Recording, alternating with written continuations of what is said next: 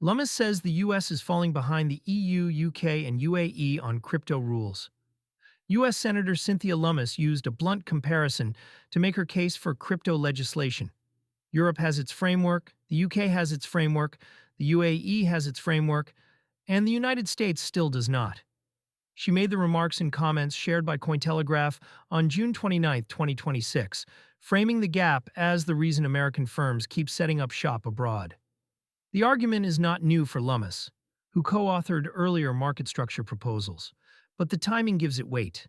It lands while the U.S. market structure bill remains unfinished in the Senate and while crypto markets sit deep in risk-off territory. Bitcoin traded near $50,400 as of June 29th, down 7.4% over the prior 7 days, with the Fear and Greed Index at 16, or extreme fear.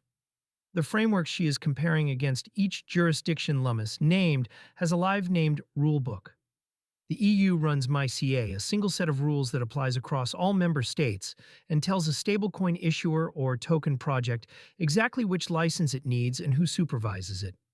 The UK has been building its own regulated regime for crypto assets, with stablecoin and trading rules moving through the Financial Conduct Authority. The UAE supervises crypto through dedicated regulators, including Dubai's VARA, that issue specific licenses for exchanges, custody, and token issuance.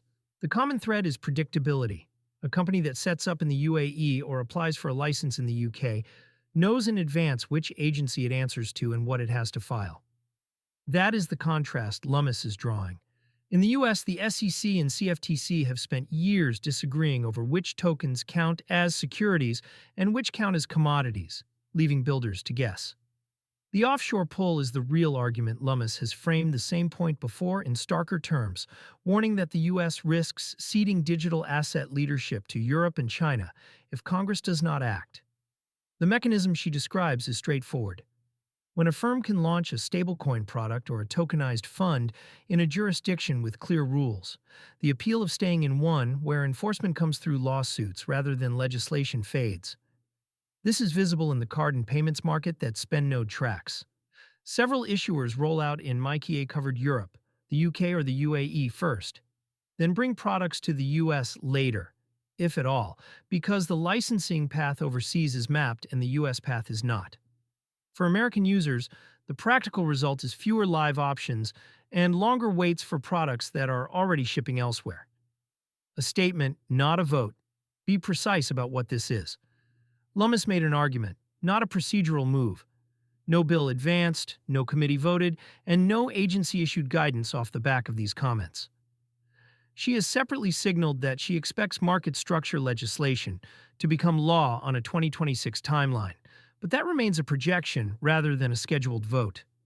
That distinction matters for readers tracking the difference between momentum and rhetoric.